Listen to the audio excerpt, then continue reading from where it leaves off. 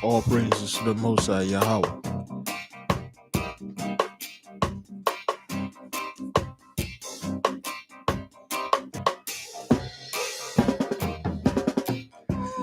Welcome, brothers and sisters. Thank you for being here. It is good to be here. Yes, this is beautiful. We are about to discuss Osiria, legends about what's inside of the pyramids. Brothers and sisters, we see things happening all around the world, and we give praises and glory to the Most High.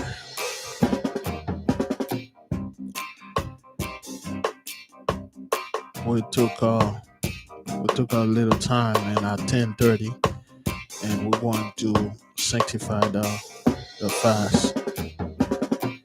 Everything is good, beloved brother Irie Farms.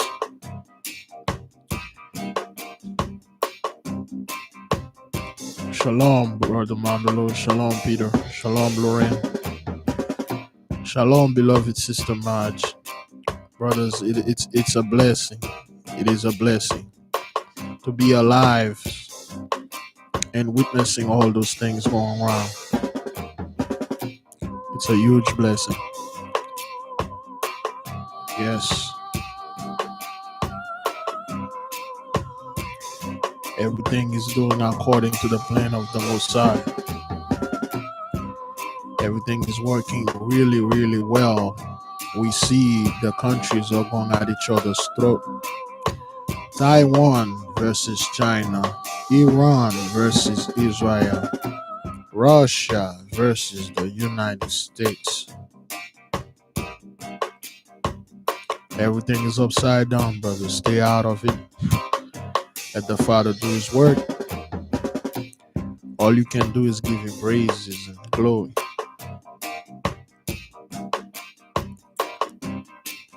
Yes, brothers, so much going on.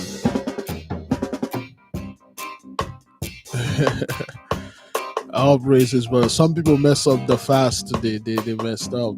I just finished eating my food probably about 15 minutes ago. 15 minutes ago. I will leave that for later. I just messed up. I just finished up eating my food 10 to 15 minutes ago. Everything is doing well. We're just gonna give the people we're gonna give the people a little time to join us, a little time to be here, to study with us, the whole nation. What's happening today, what's still happening, brothers, it is all of the Most High plan. And before we are moving, I would like to say welcome. Thank you for being here. It is good to be here. And let us all exalt the name of the Most High. Let us all seek his face by studying books, by studying together and learn and share our knowledge with each other. Once we start doing this, the Holy Spirit is in the midst of us, and she's showing us all things. Like I mentioned before about the previous video that I upload, the volume is a little bit low, and thank you for letting me know that. I fixed the issue. The second thing we want to talk about is the people that are in our Facebook group. We pray you not to post conspiracy theories in there. I don't know what it is when it comes to our people and conspiracies. You know for a fact, brothers, conspiracies is another things that the Gentiles invented so they can cope. So they don't want to give the Most High's glory. Yeah, all those death that happening is Biden doing this. Is the Democrats is doing this. It's some type of elite. We don't deal with garbage like this. If you cannot give the Most High all praises and all credit, and I've been saying this before, and those are the people that have been there, brothers, with us, and they already know not to send me conspiracy theories about like Bill Gates, and I despise this guy. I don't care what happening out there with Bill Gates. I don't care. I don't. Please don't send me anything related to Bill Gates' vaccine taking over the world and stuff like that. Those are garbages. I am not interested in this. We are not interested to see what those guys are doing. We are interested in see what the Most High is doing.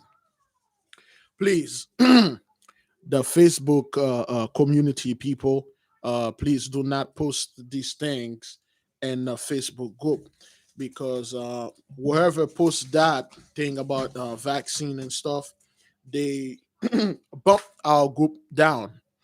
Okay, it's something I've been saying from the beginning of this channel. We don't care about the so-called Illuminati doing out there. In fact, they are not doing anything. They don't have the power to do anything. They don't have the power to release a disease like this and control it. They don't have the power to do any of that. Father has the power.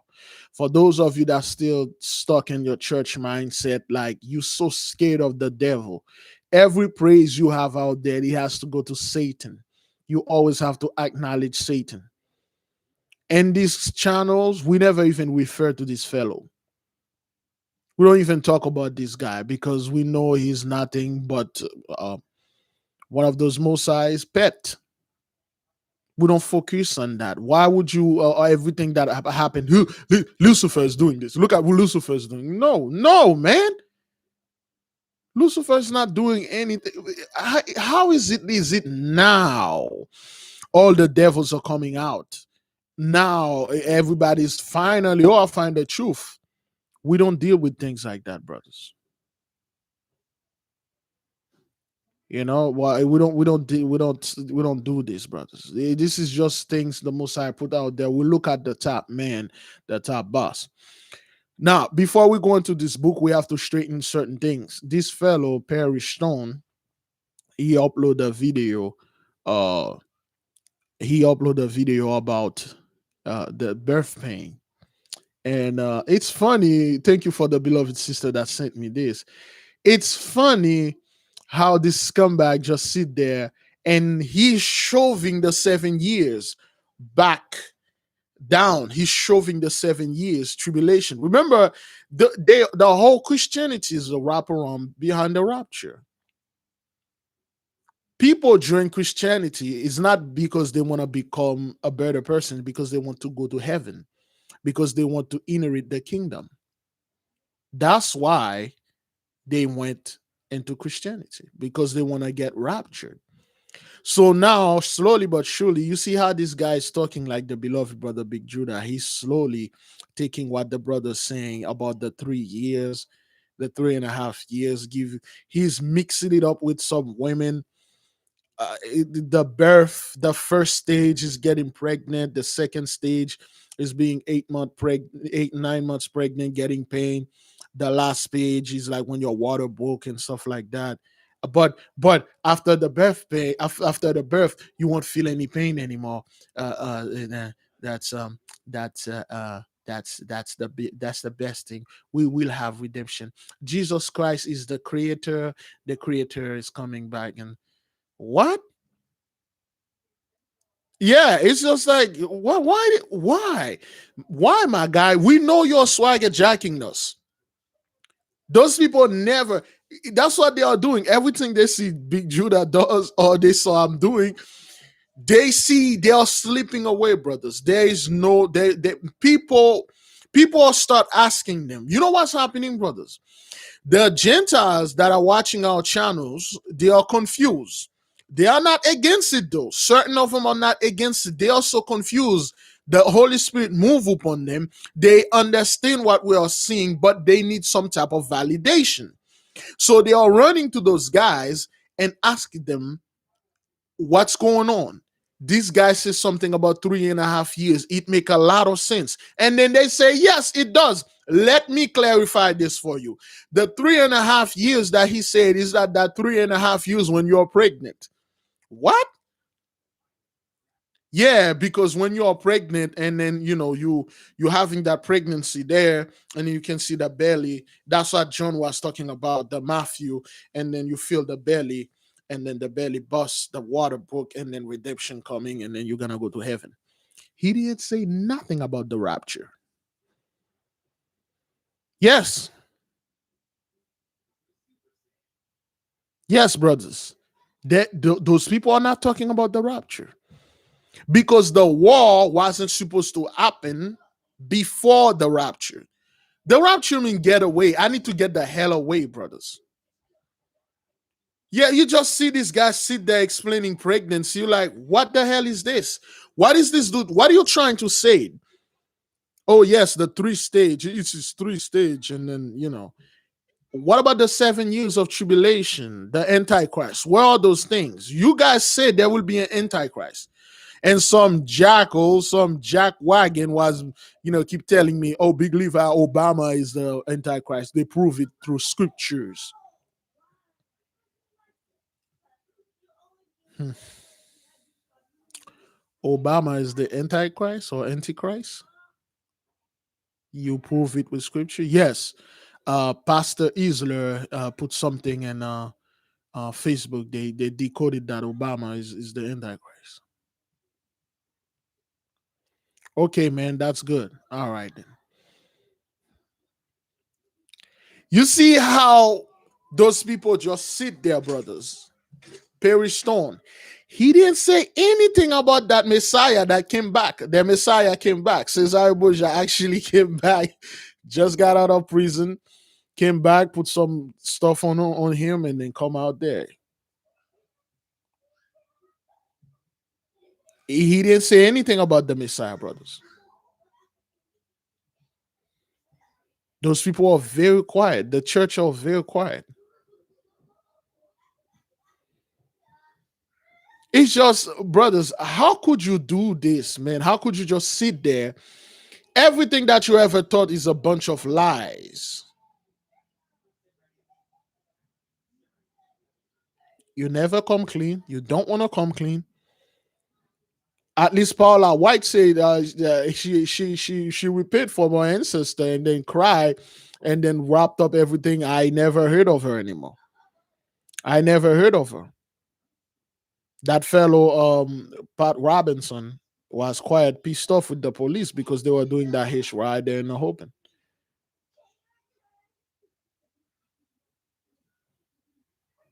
I don't know what happened to this Messiah, brother. What kind of miracle this guy is for performing out there so far?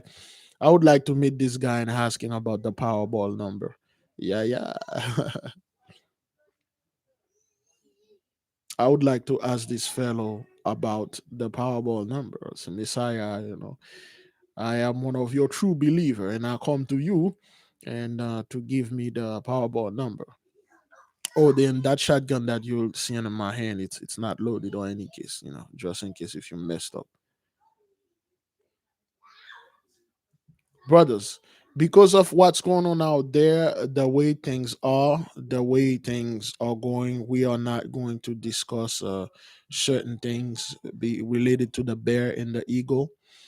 We see things are amplifying. And oh, I thought I upload the video. There's a video out there, brothers. The French president and they were doing the climate change. Are you guys aware somebody drop a I'm sorry, man. I'm sorry. Are you aware somebody went in front of the White House? Well, not in front of the White House, but by the White House and dropped a barrel loaded with that person bought a bunch of manure, so to speak, and then drop it over there. Just like the last video that we showed you, that the Mosai lower a plane, switched the ley line, and crapped all over the places. Yeah, the Mosai drop a massive deuce in there. That person drop a bunch of deuce in there. They put a sign say Biden 2030 death plane something. You guys saw that thing? Yeah, drop a bunch of deuces over there, and then they try to make it not. It's just, the Mosai, man. Oh, the Mosai is crimping and cropping. Oh, this is so disrespectful, man. The Mosai is just like disrespecting those people left and right, brethren. That thing is all over, man.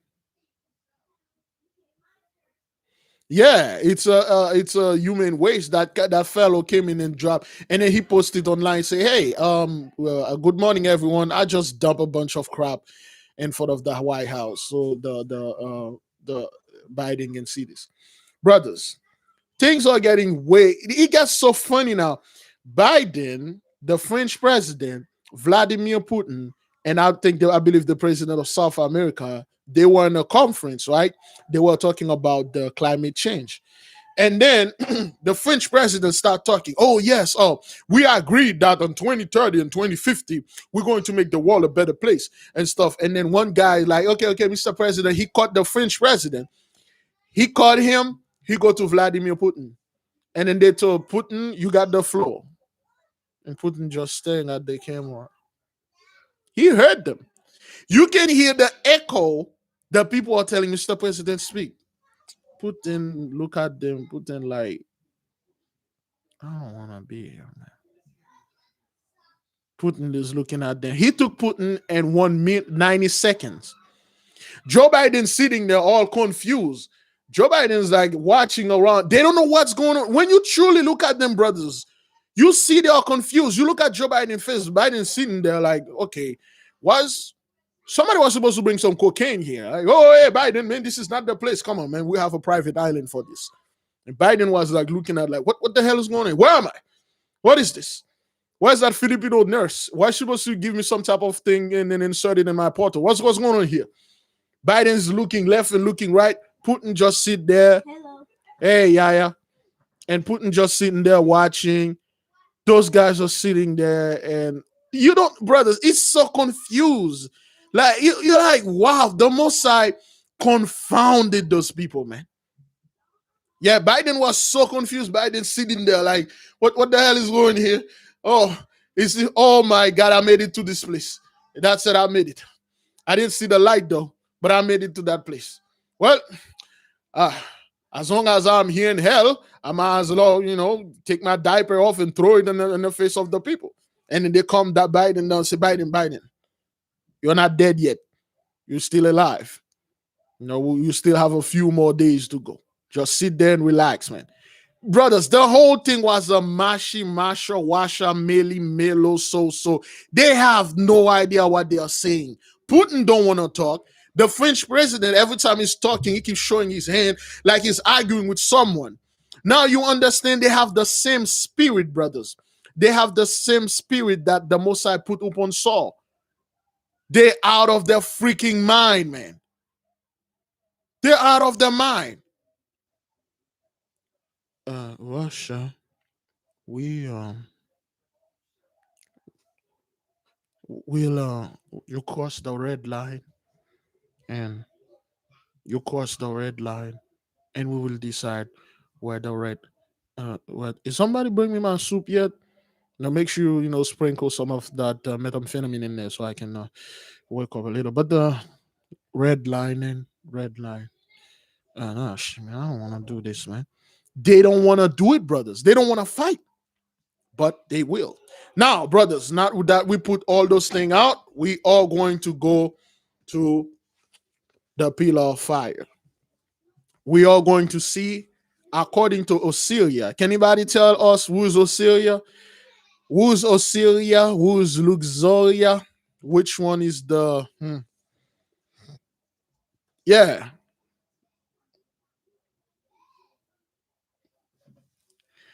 Who's Osiria and Luxuria? We are 20 minutes in. We capped up with everything. We're about to finish the study. Thank you, Sister Terry. Osiria is the baby sister. She is that one that her oven is always turned on.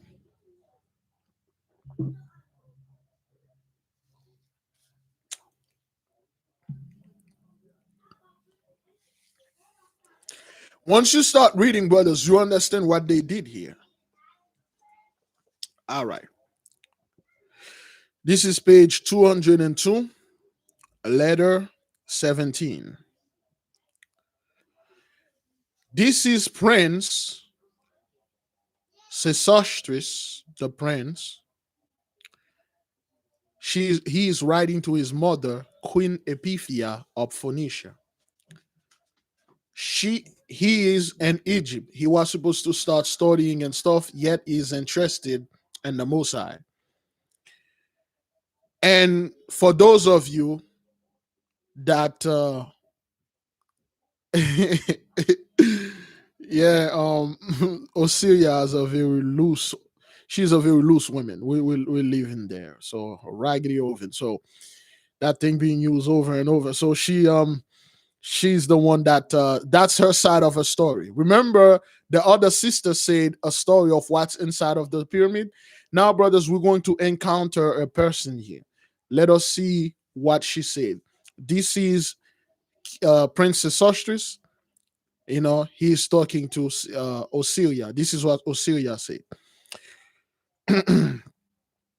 My much honored mother, this is Sesostris writing to his mom. I have much of interest concerning which to write you in this letter. But I will first redeem my promise to give you the traditional story narrated by the lovely Osiria, daughter of the pontiff of Memphis.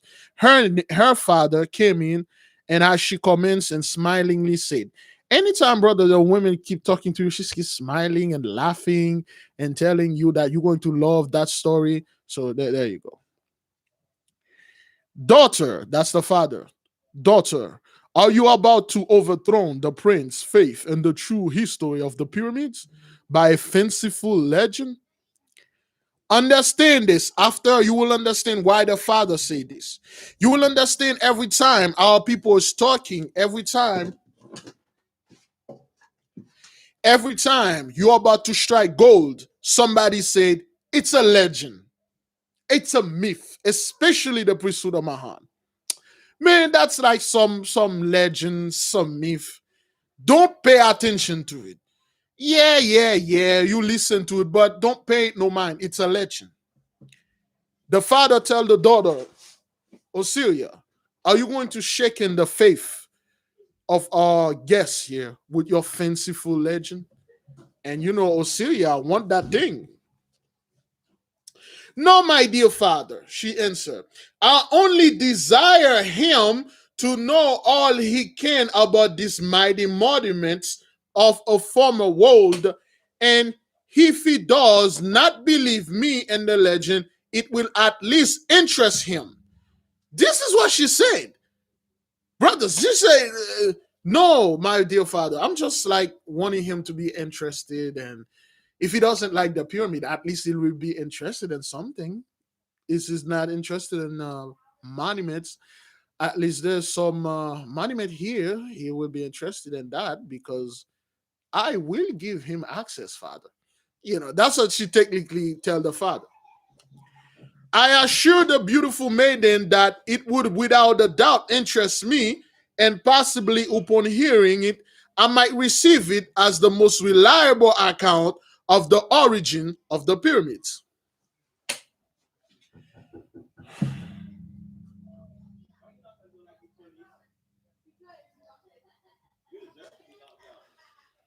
Not in I'm sorry, man. My daughter brought her friend in there, and then they all playing, and they are very loud. And you know, forgive me if they burst the door down because they are quite loud out there. Not in opposition, say the high priest with a smile to the sacred books. Not in opposition, say Luxuria Arkley to my emerald tablet. Let the prince, dear father and sister, hear and judge, say the youngest daughter, and comments as follow. The father said, well, your story will not oppose. Because, brothers, there are certain things. What the Mosai did here, brothers, the Mosai brought the whore out of the sister to embarrass the family and bring, you will understand her story make more sense. The Mosai make the sister blurted it out. The Mosai make the sister told the true quote unquote story. Because what happened is the father and the sister, the elder sister, the big sister, don't want Sesostris to know the real thing. But the little sister wants Sesostris so much, she willing to sacrifice this unto Sesostris. Remember, those people, they are The Thebaid Egyptians, they are not the Phoenician Egyptians. Before, the Phoenician Egyptians were cool with the Hebrew because they were Shemites together. That's why the king just left the whole Egypt in the hand of the 12 tribes, because they were Shemites.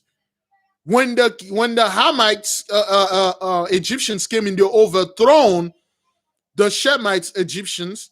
So this priest is a Hamite and his daughters are Hamites, and they despise the Phoenician, and Sesostris is a Phoenician.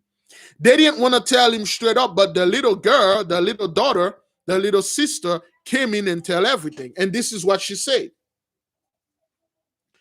A very long time ago, before the time of the vast deluge, when all the oceans that rolled around the world's verge met in the center and overflown the highest mountains, a king whose name was Sorida Salhuhis was informed by his astrologer that the seven stars had fallen into the sea, betoken a great overflow thereof.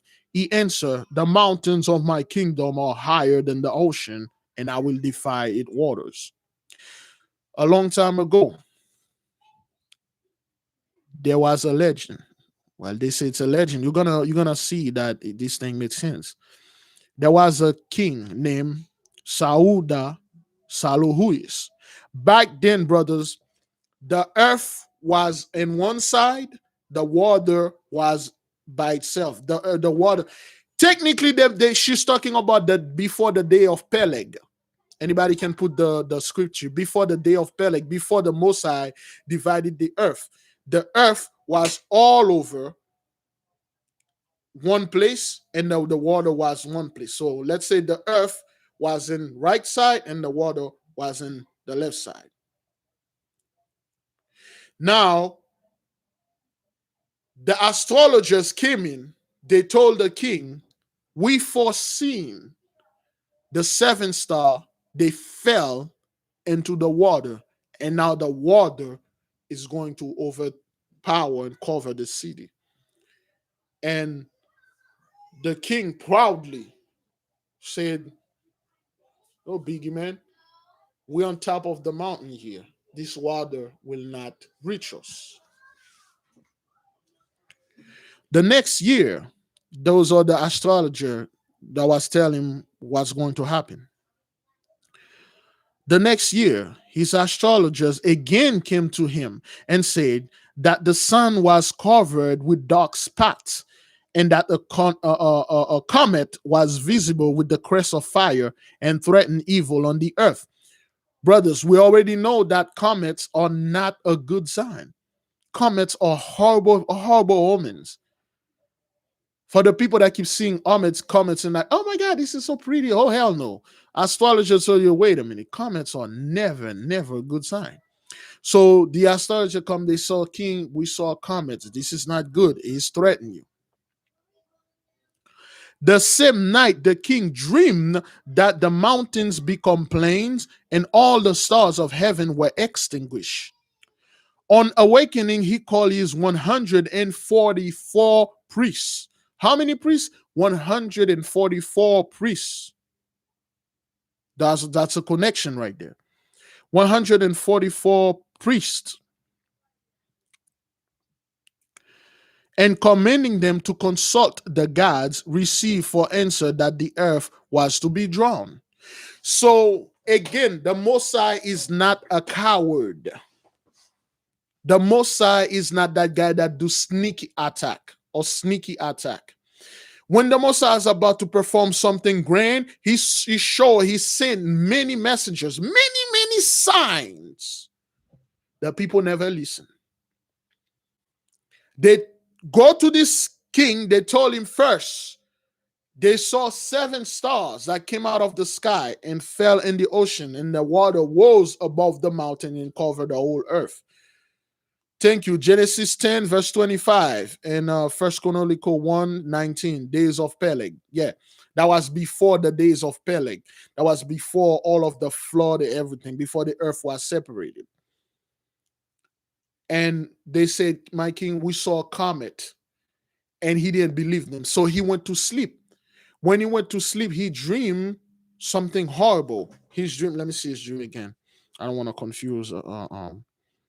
Let's see. He dreamed that the mountains become plain, okay, and all the stars of heaven were extinguished. He saw the sky was dark.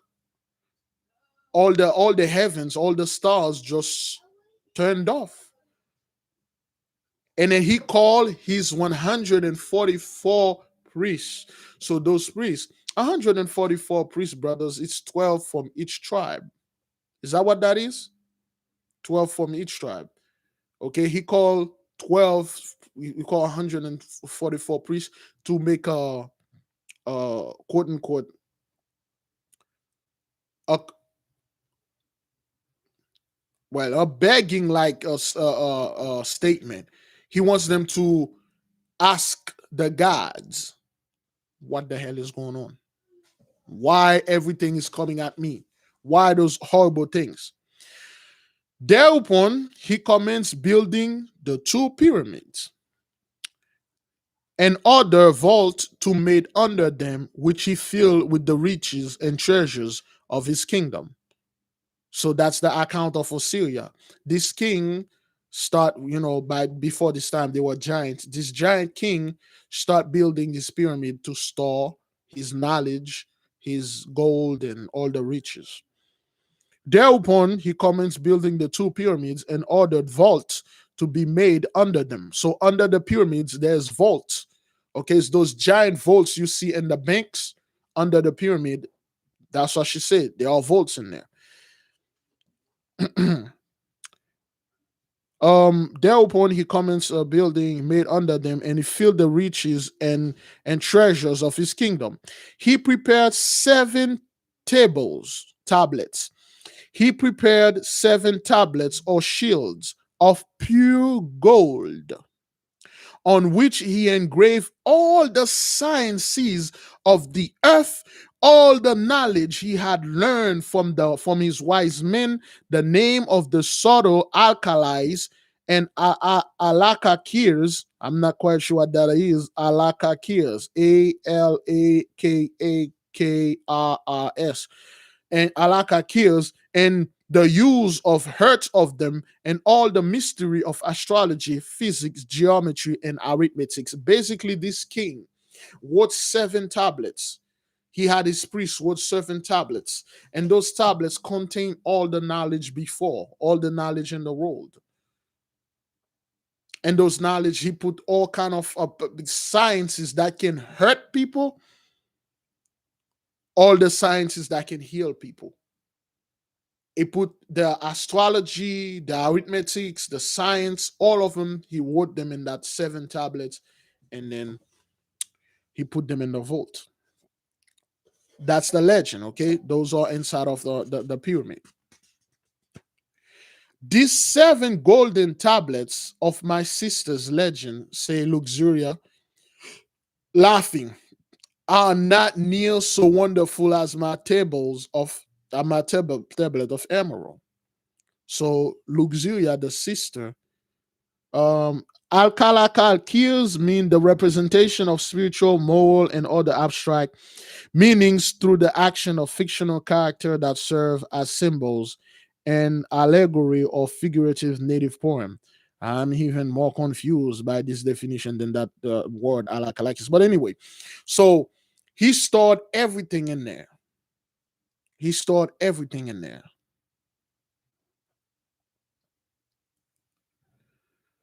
The sister Luxuria start laughing. That's how you know the story is true, because we know the 7 tablets is talking about the emerald tablets of Toph, of Enoch, which is not, well, what we have here is like a kind of like a bootleg or stuff.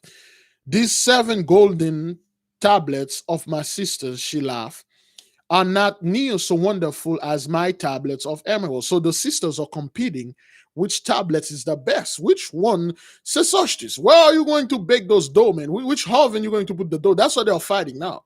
Sesostis is listening.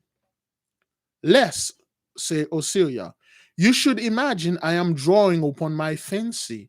I will read to you the reminder of the tradition from the ancient book and the keeping of the priests of Ammon and the Thebaid given me by my mother, who was the daughter of the priest of the sacred house there. Those are the daughter of the priest. Those are princesses, and they never behaved. She said, "Oh, really? You think I'm making this thing up? This story that I'm telling you is coming straight from my mother. And my mother was the daughter of the high priest of the Thebaid, of the Hamites. Okay, the Thebaid were the Hamites. Ammon was Ham, according to this book. He said this thing coming straight for them. My mother learned it from her father, and then the father teach it to my mother teach it to me. And she said, I will tell you. They don't want her to tell it, but she will say it. Having thus spoken, the maiden retired, and after a few minutes' absence, retired, followed by a Hebrew woman. Who's this woman? They technically tried to disprove her. The sister said, "You're just talking out of your butt here, and then you're not saying anything." She said, "Oh, really? Is that what you think? My mother was the one who told me the story, and my mother's father, grandpa, is a high priest, and the lines are priests coming from all the way back to Ammon, and I have proof of this story." And she said, "Wait here," and she went in there, and then she come back with a Hebrew woman. She come back with a bunch of squalls. She come back with a giant freaking squall, and she was there with a Hebrew woman.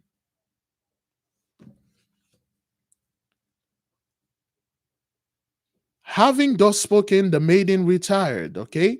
And after a few minutes' absence, returned, followed by a Hebrew woman, carrying a pictured scroll, such as I had never seen before. A giant scroll. He never seen this. Aided by her attendant, she unrolled it for several cubits, and having found the legend, commenced to read, a rare art among Egyptian ladies, except daughters of the learned priest, as follows: the tall and stately Hebrew, supporting the world rather with an air of royal than of submission. The daughter went back, brothers. She did something she wasn't supposed to do. You don't tell strangers about your deep secret like this. What the hell is inside of the pyramid? This guy's a stranger. Oh, she went in there. She grabbed that giant scroll, and she brought the scroll with her attendant, a Hebrew woman. She's a very tall Hebrew woman. She hold the scroll with with the air of royalness rather than submission. Technically, every time Sesostri saw a Hebrew man or a Hebrew woman, he told you those people are the true king. The way their faces, they don't act like they are the king. They're supposed to be the king. You can see the kingly, the queenly images on them. Who is this woman? And Sesostri start taking an interest in her. Like, who is she? And Sesostri say the Egyptian women rarely read. They really don't know how to read, except for the priest daughters, because the priest daughters are very smart because their fathers own a bunch of stuff they like to read. So, except for the priest daughters, Egyptian women don't really read. All they do is party and then needling, and then and do stuff around the house. Now she's reading straight from the scroll. Instead of telling things out of her mouth, she's reading from a scroll, brothers. After the king, Sauridia or Saurida Salhuhis had given orders for the building of the pyramids, the workmen cut out gigantic columns, vast stones. I'm I'm tired. Let me see.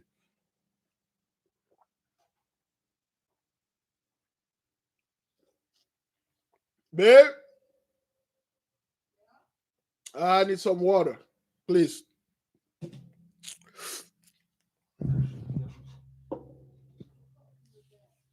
Well, I got 2 cups. Don't give it to Yaya. She's going to spill it.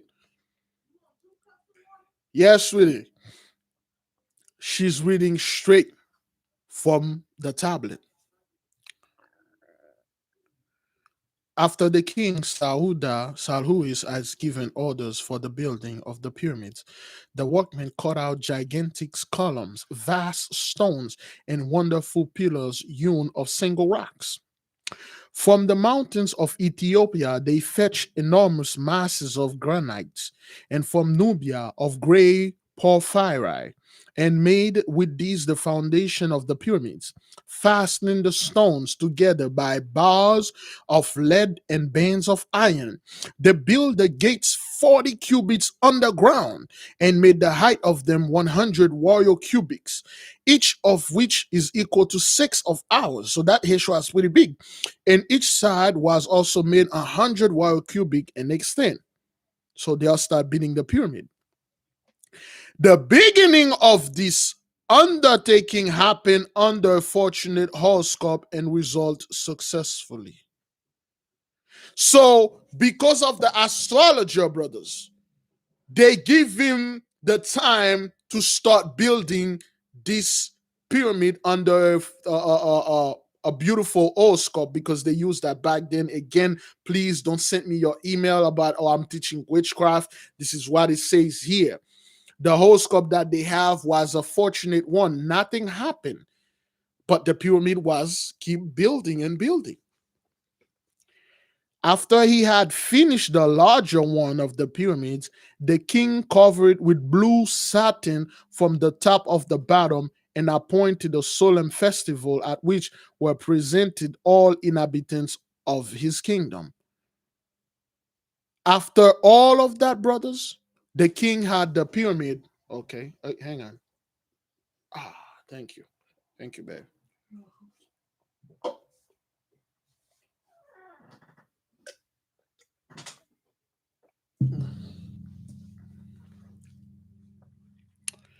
After the king built the pyramid,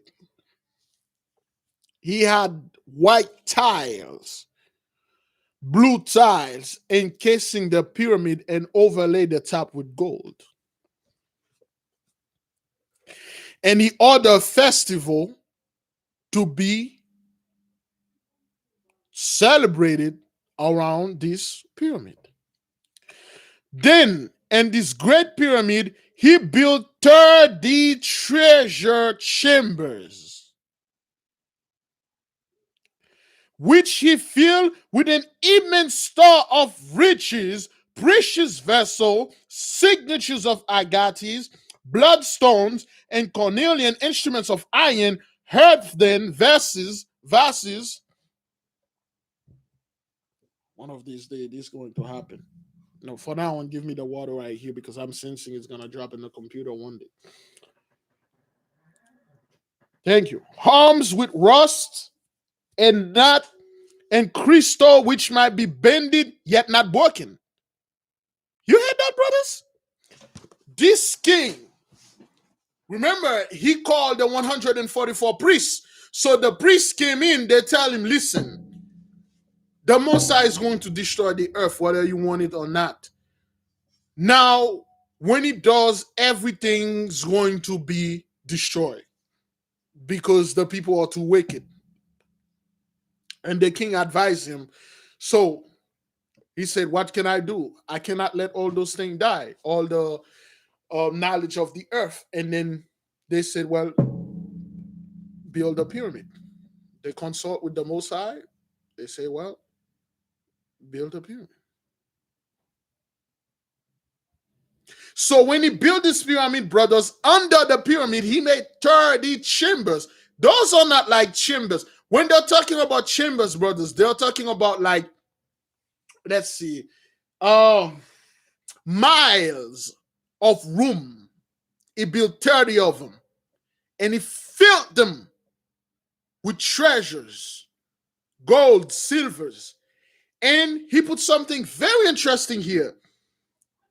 And crystal, which might be bended yet not broken. What kind of crystal, brothers, that you bend? I'm not too good with crystal, brothers. Any of you know any type of crystal that you like crystal, that you can bend and it's not broken? Well, what kind of crystal what is that?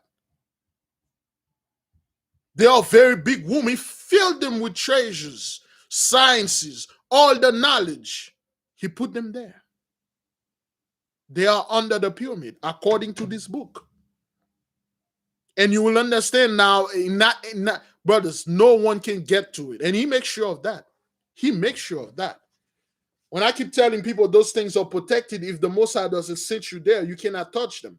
Those people are staging, oh, we find this in the pyramid, didn't find that. You didn't find Hish. And crystal, which might be bended yet not broken, strange shells and deadly poisons, with many other things besides. What the hell is a strange shells? Deadly poisons? What the hell? What did he put in there? He made in the West Pyramid a subterranean hall with diverse fears, and stars in the vault roof, placed in the celestial houses as they appear in the sky, each in its own aspect, and he deposited here the perfumes which had burned to them, and the books that to treat their mysteries. God dang! Woo! I would like to put my hand in this chamber, man. Wow! Oh, all praises to the Most High, man. This guy put everything in there, man. All the knowledge of the past, certain strange cell, deadly poison. Joe Biden, I'm inviting you for dinner. You and old man Trump. You guys, come to my house for dinner if I can find those things, and I'll show them to you. Yes, deadly poison, books of mysteries, other things, brothers.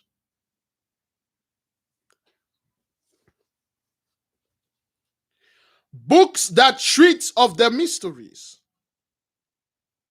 That's what's inside of the pyramid, according to the scroll. And you will know, brothers, this is true. Once you start going further in this chapter, you know this is true. Yeah, that's a time capsule. Valuables, all the knowledge of the world, brothers. He placed also in the colored pyramid the scrolls of the priests and chests of black marble, every chest having upon it a book with leaves of brass. Woo! A book with leaves of brass. That means an iron book. This book is there forever.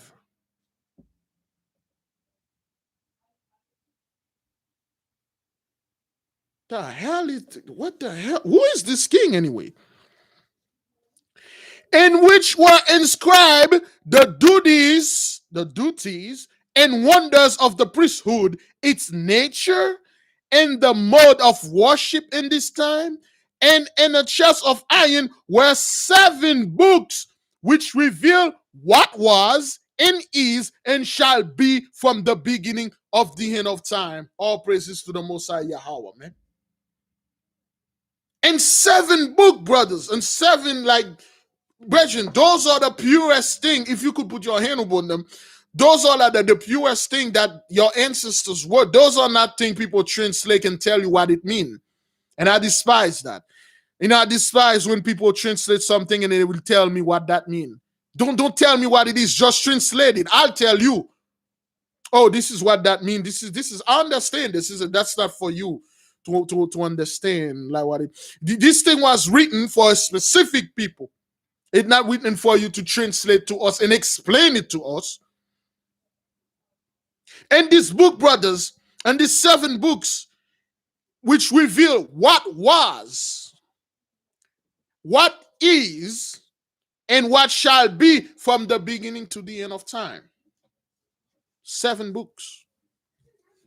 Well, technically, when this is 7 books, they mean the complete book. And every pyramid, he placed a treasurer. Listen, brothers. This is where it gets really good. And every pyramid, he placed a treasurer. The treasurer of the Western Pyramid was a statue of red marble stone, standing upright by the door of the treasure house, a lance in his hand, and about his head a wreathed serpent. Whosoever come near the door and stood still, the serpent intertwined about his throat and killed him, returning to his place. Guardians. We know that treasurer means guardians. This place is freaking guarded. You won't be putting all the treasure of the world, all the knowledge of the world. You just leave it there. You just leave it. Anybody just walk up in there and then break their stuff and then take it. He put one guardian and one of the pyramid. This guardian is a giant statue, well, a giant guardian with a lance in his hand and a serpent wrapped around his head like this. If you approach, this serpent will unwrap and then go wrap around you and kill you and then go back to this dude with his wrap around his head. Those people aren't stupid, man. They won't build all those things, put those things, and then let you go ahead and steal them. It's not how it's done. There are guardians in there. We've been telling you. Remember that book I've been telling you, I've been reading? They said those places are loaded with guardians. That's one of them. The treasurer of the colored pyramid was an idol of black agate or agate sitting upon a throne with a lens in his hand and its eyes open and shining. And any mortal look upon it, he heard a voice so terrible that his sins fled away from him and he fell prostrate on his face and died. Damn! That's the second pyramid. And the second pyramid, there's a dude sitting there with his eyes wide open and shining. If you look upon his eyes, you will hear a voice that is so horrible, so terrible. You will go bat-hesh crazy. You will go around, you will fall on your face. Disconnected with the book that we are reading, which told you back in the 1920s and 30s, 2 Haitian fellow, they went inside of this cave. They went there. They weren't supposed to be here. They did not send them there. They dived into the place and they met the guardian. The guardian that is under guarding this stuff that the Most High put there. They met with them. And both of them came back out of there. They went bat-hesh crazy. They stayed like that for years. Constantly, non-stop, day and night, screaming like something is in their head. They are digging their head until they die. This is the same thing, brothers. The second pyramid has a giant dude sitting there with his eye glowing. If you look upon his eyes, you will hear a voice that is so horrible, so terrible. This is page 205 and the Pillar of Fire. The other book, the Most High give orders not to reveal it yet.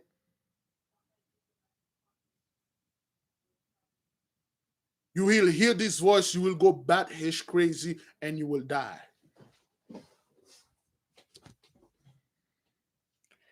The treasurer of his 7th table of gold was a statue of stone called Albultis, and a sitting posture. Whosoever looked towards it was drawn to the statue still and was pressed against it so hard that he died there.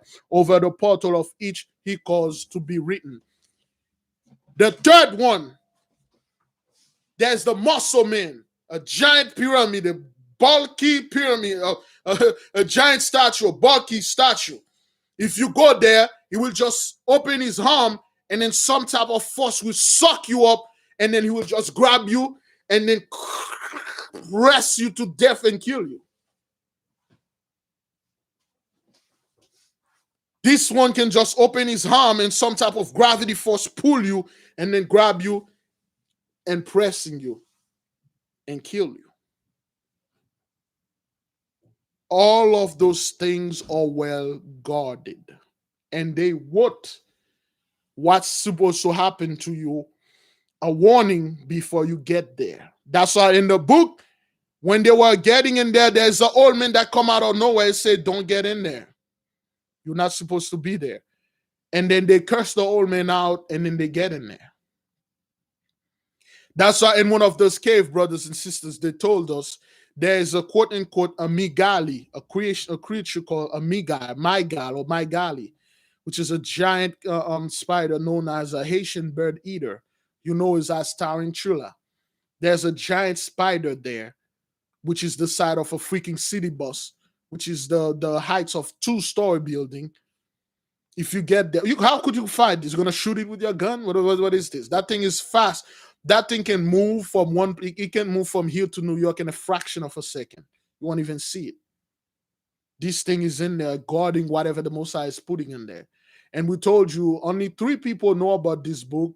A beloved sister that retrieved the book for us, the old Druids man, and then an I. Those things are real, brethren. They are. This is another account. We'll find there are 3 treasures, 3 guardians. The first one, all of them have lenses in their hand.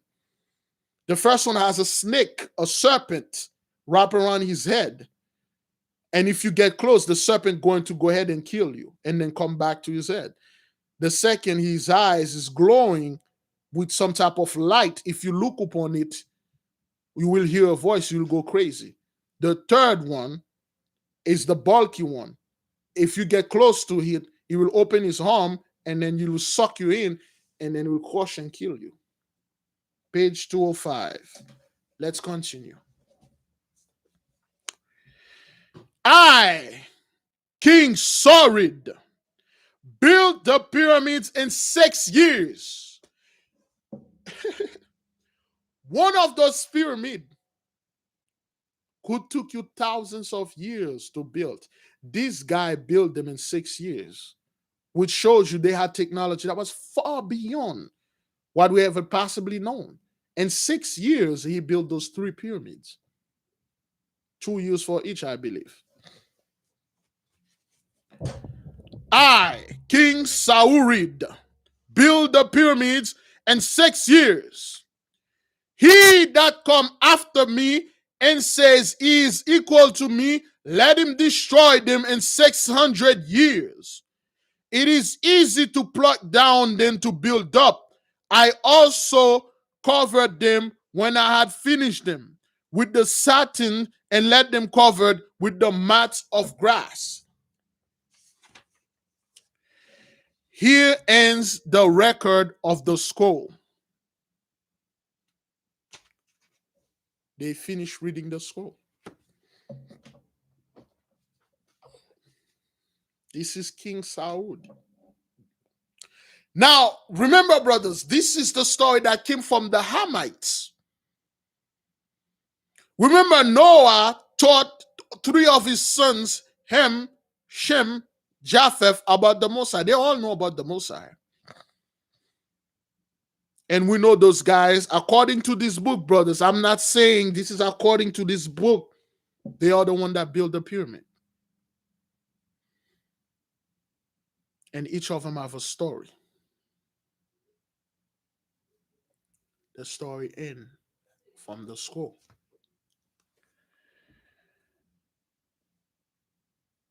Here ends the story of the scroll. And now they are rolling up the scroll back. And Osiria turned and he said to the Hebrew woman, Miriam, thou wilt roll it up and place it whence I took it in the sacred shrine of books. All praises to the Most High YAHAWAH. All praises. Now we finally know who this mysterious Hebrew woman was.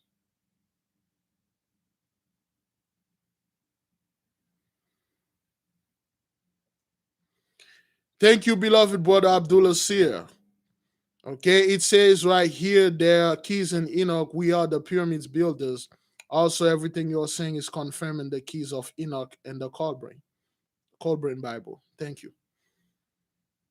Brethren, we are now know who this mysterious woman is.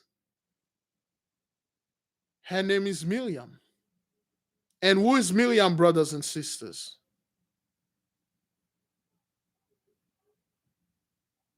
Which I this just come to my mind. The beloved brother Abdullah Seer referred me to another book that he was reading, and there was a freaking giant there with one eye guarding a castle. And the brother said, "You see, Bigly, right? This is true, man. Those places are guarded, man. People better be very careful, man." Miriam is Moses' sister. And the book of Joshua, Miriam was the one who tricked the princess, Amensi, to hire Jochebed, Moses' mother, to breastfeeding Moses and nursing Moses. Now we know who this Hebrew woman is. And then this Hebrew woman was an assistant of Osiria. She wore up the scroll and stuff. So Sesostris is watching her. Sesostris was like, what the hell is going on here? What am I seeing here? Is my mind is playing tricks on me? What am I seeing here in front of me here? Let's read.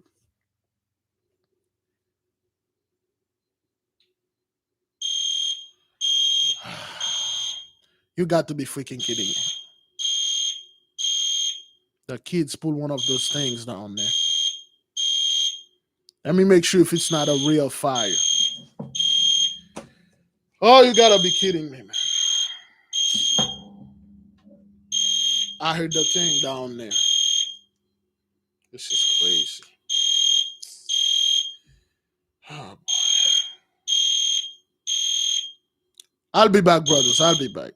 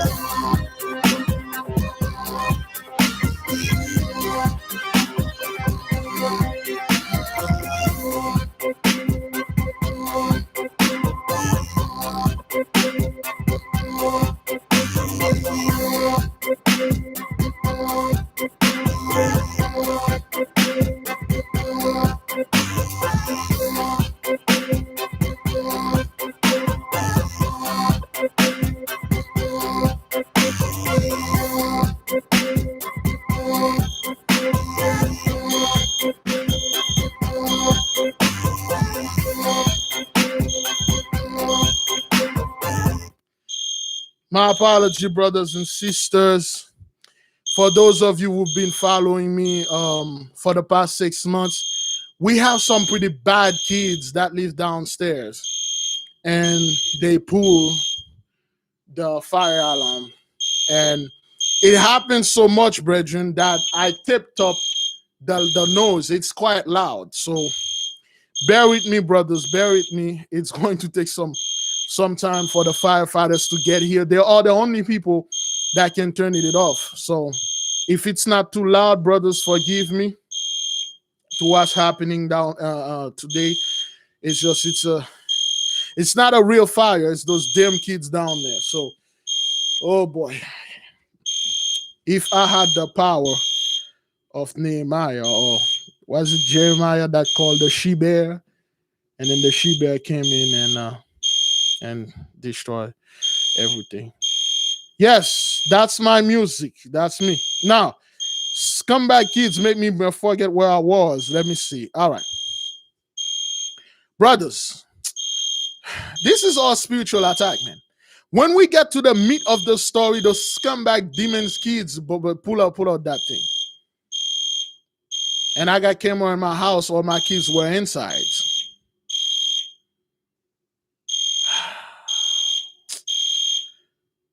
Okay. Now, the Hebrew women whose appearance was remarkable for dignity and certain air of command, that I could not but regard her with interest, then roll up the book and move quietly, but with a stately step from the room. Now, Sesostris, brothers and sisters, he is watching this woman, this Hebrew woman, which is Miriam. Miriam came in, she rolled up the thing, the scroll, and then he's watching Miriam. He's like, man, she looked like a queen. She looked like a princess. And she moved quietly to the other room. As she went out, attracted by my close scrutiny, she fixed upon me a large pair of splendid eyes, dark and beautiful, and lightened up by inward fire of an earnest spirit. So while Miriam was passing and going, she take a glance at him, and she just look at him, and then she passed. And then he saw her eyes. He saw something different about that woman.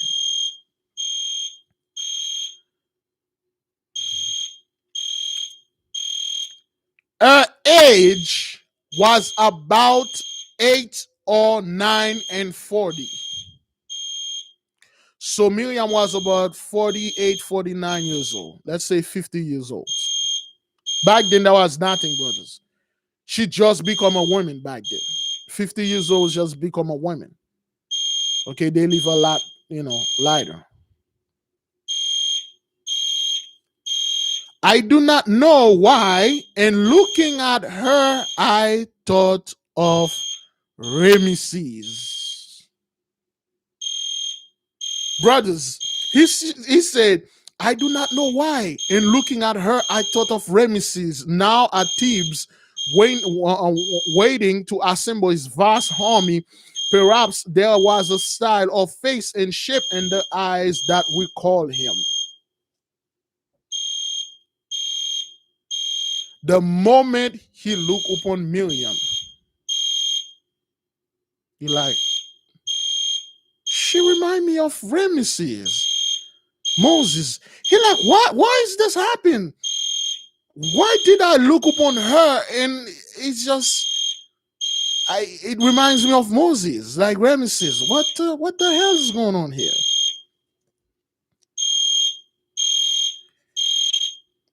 Who is this Hebrew woman? I ask. For though I have been several days a guest of the high priest, I had not yet before seen her. So he been in the house for a while, he haven't seen her. This is the first time he saw her. Instead of the dude ask question about the story, they just tell him, brothers and sisters. He said, who is this Hebrew woman? When Miriam left, he said, who is this Hebrew woman?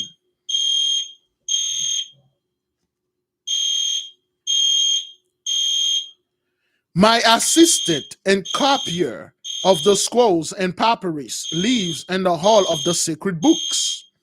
Answer Osiria, for know, O prince, that I am my father's scribe, and I have the care of all the rolls of the temple. That little hall Osiria say, oh, that's my assistant. She's a copier. She's the one that wrote everything. She's the one that copied the book from my father's. She said, well, we are priest daughters, and I am my father's scribe.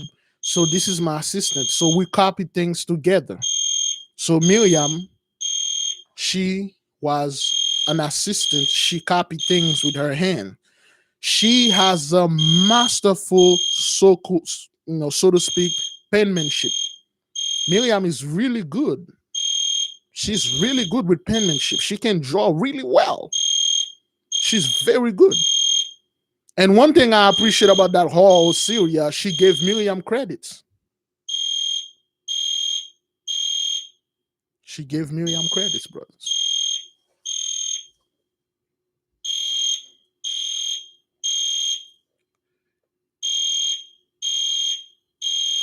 Nor can any temple interpose the hierarch, boast so orderly a chamber of books of mine, neither do I see any copies of prayers and rites so beautifully done by those Osiria. So the king, not the king though, the priest, the father said, yeah, that's my daughter. And the father said, man, this is so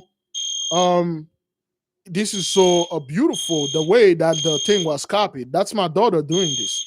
And then the daughter looked at the father and said, I do not deserve all the praise, my father, answered the maiden. For the rich coloring of the heading cartouches or chapter of oil of the grace form of the character is due to Miriam. She gave Miriam credit. It's something you see. Women don't do that. Other women don't do that, brothers. They don't give, especially our women, they don't give them credits. She said, Father, all those beautiful calligraphies, all those beautiful coloring is due to Miriam. Miriam wrote this. What the servant does the master is praised for? Answered the priest smilingly. But you have not told the prince the whole of the tradition. The father said, what the servant does, the master is praised for. That's what it is. Technically, the servant do the job, the master get the credit. Technically, the father say, what the hell? Why did you give credit to her? She's your slave. She did something, you take credit from it.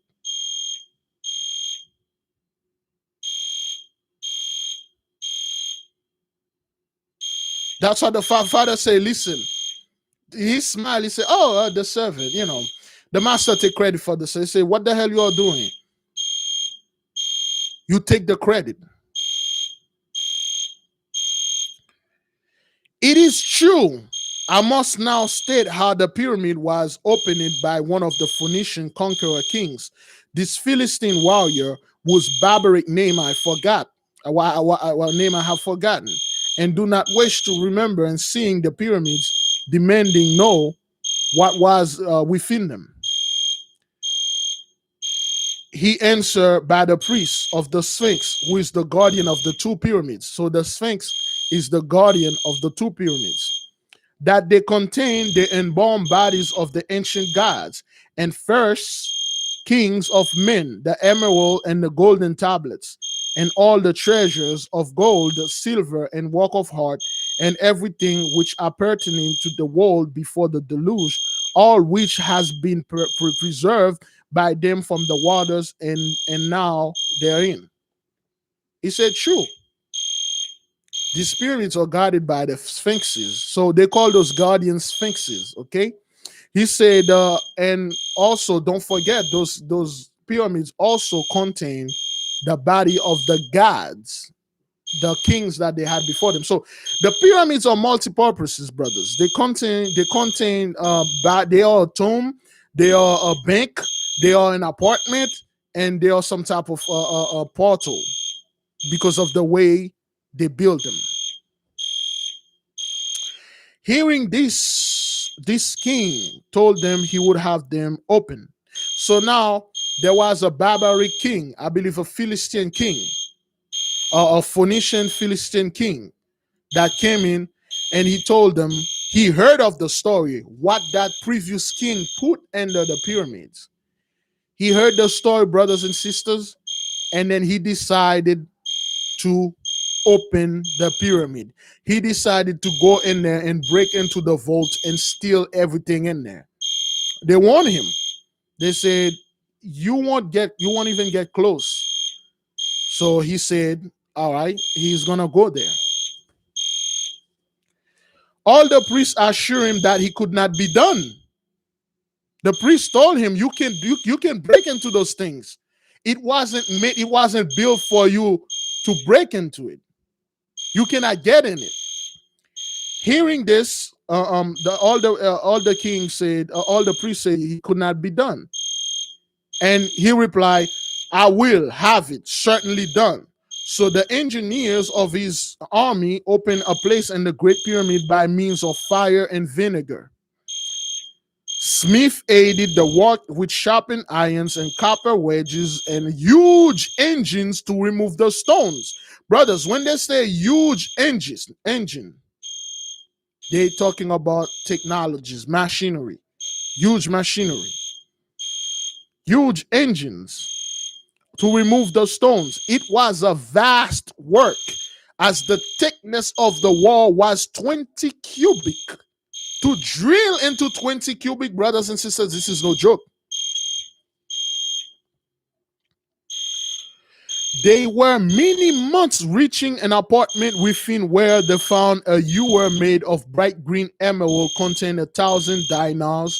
I don't know what a dinars is. 1,000 dinars, very weighty, 100 coenixes of gold dust, 20 blocks of ebony, and 100 tusks ivory, and 1,000 ounces of ring of Arabic gold. So now, after many months of digging, brothers, they penetrate one womb. And this womb, they find 1,000 dinars, very heavy, 100 coenixes. I don't know what that is. Coenixes of gold dust, 20 blocks of ebony, and 100 tusks of ivory, and 1,000 ounces of rings of Arabic gold. So that king, he penetrated one apartment. It took him months to do that. Yeah, the olive that thing is, it's ridiculous, right? I don't know what to do with this. Let me see. I can think I can put something else over this. All right, give me a second. Let me see if I can put something else over this thing. It's pretty loud. Give me a second.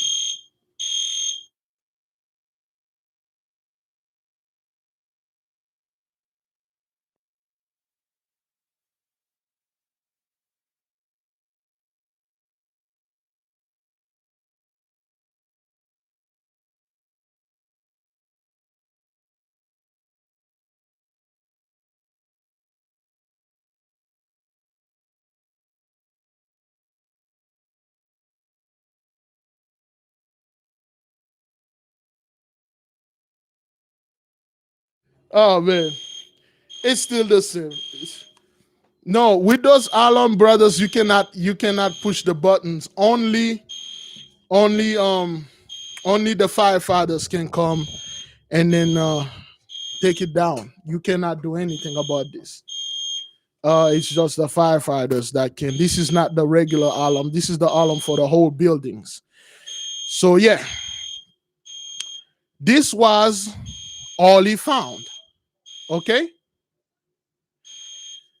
the king, he found couple treasures. He was happy.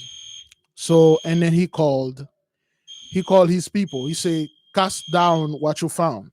And then they brought to him all the treasure that he found. Yes, baby. It's lady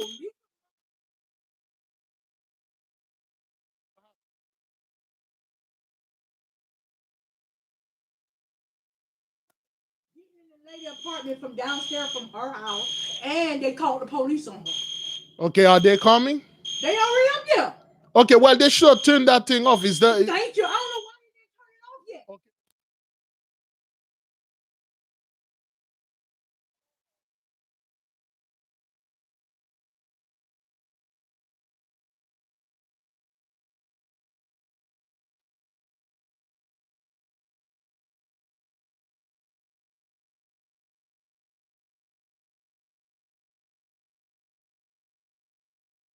Okay. Started the fire. There we go. All right. That wasn't the kids pulling that thing. It was somebody that lived. And the third floor, they somehow they break the sprinkler, and then it triggered the fire. So that's what happened. So anyway, now brothers, what happened is the king who broke the in the first apartment of the pyramid, he found some treasure, and then he was like, yeah. So he said, cast them in front of me. And then they put the treasures in front of him. He count the treasures, and then he count the worth. And then let's say the treasure was $10 million. And then he said, okay, that's good. $10 million good. He said, well, then comparing them to the money that he spent to get to perform the work. And then the money that he spent was actually $10 million. So the money that he spent and the money that he found, it's equal. He's like, he realized the gods were against him. He gave up. He gave up. This is how the most the most I like to do this. The most I yank him, the most I made him spend the same amount of money that he spent to drill this hole in the pyramid and find the treasure. When he brought them back, they were the same amount of money that he spent. Not a penny more, not a penny less. He gave up. He realized he was a wise king, though. He's like, okay, all right, whatever. So he realized that the gods, were against him. Many years afterwards, another king opened the other pyramid and found a passage which descended far below in the pyramid, and far below in the earth in the direction of the center of the pyramid. By it, it reached a subterranean chamber far beneath the level of the foundation, almost directly under the apex. Now, it is said in this pyramid, brothers, there is like a passage that is under. There's another king that went there. There's a passage that way under in the center of the earth, in the middle, in the apex, under the pyramid. It was, and it was, let's see, 207, 208, and it was a square well on each side, of which were doors opening into subterranean passages. These he followed, and at length reached a gate of brass, which he perceived led into a foundation of greater pyramids. God to the mother loving. Damn. Woo! This king, brother, he found an entrance under the pyramid. He didn't dig it though, he found it. He got inside, he found a subterranean road that led all the way up in the middle of the earth. When he got there, he saw pyramids that are even bigger than the one that are up there.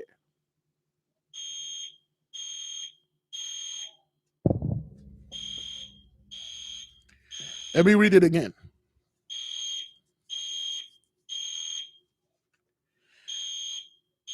Square well on each side, on which doors opening into a subterranean passage. So the door opened by itself. They didn't see the door, brothers. They didn't see the door. When that king was searching, the door opened. And then he followed the door at length reached a gate of brass. There was a big gate there of brass, which he perceived led into foundation of the greater pyramid, but he could not open it. He could not open it, brothers. He could not open it, nor has any power been sufficient to do so to this day. Till this day, they cannot open this gate. The one that he found, the brass gate, okay, been sufficient to do so till this day. Returning, he found another side passage leading into pyramid, and so upward to a vaulted room containing the mighty sarcophagus of the great Noah. So when he was trying to, you see, the pyramid is a labyrinth. The pyramid is a labyrinth that open doors and closing doors. The pyramid, you don't actually search the pyramid search you. When you go to the pyramid, it's 10 o'clock. Okay, let's stop here. Okay, let me stop right here. Okay, this dead monarch of two worlds before and after the deluge was reposing in calm majesty and his colossal mummy cases, which was covered with the plates of gold. So we're going to stop here and sanctify the fast and say a couple thank you. Oh boy. 10 o'clock, brothers and sisters.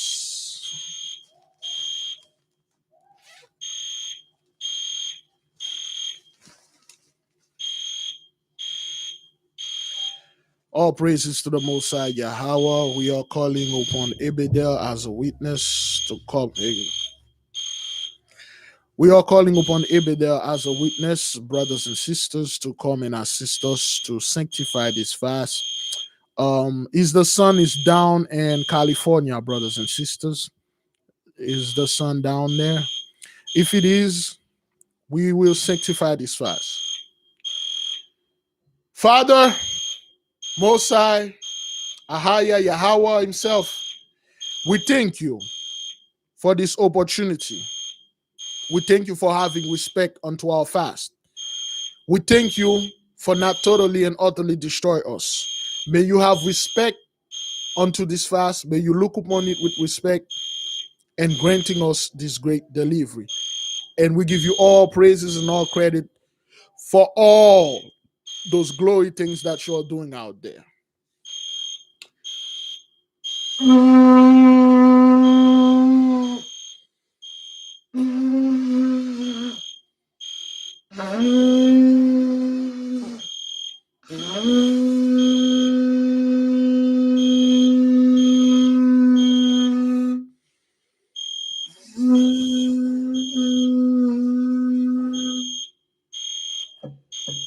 The fast is sanctified. Well, I can find the mouth of this thing. Where did I put this thing? Oh boy. Yep, I lost it. I lost it. All right. We're done blowing the shofar, brothers, and the fast is sanctified. And let us moving. I would like to say a personal thank you to the beloved sister Veronica Smith. Thank you, sister, so much. Um, Everything is good. Thank you for checking on me and helping me and all of those things. Thank you for everybody that sent your very kind emails and mails. Today's I didn't go to the post office. We are doing pretty good, brothers. We are doing pretty well. The nation, well, at least according to me, we are doing pretty good, brothers and sisters. Should we go ahead and keep on trucking, or should we take a break? Should we keep on moving, or we can take a 5 minutes break? We can take a 5 minutes break and see if this damn thing going to be or to being off, or we can move on onto it, because the firefighters are here, the police are here, but mm, because this thing is just very annoying. Ah, I knew that was a reason, brothers. We blow that shofar. Damn it! Oh,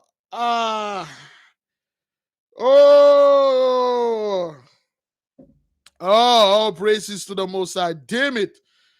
Oh,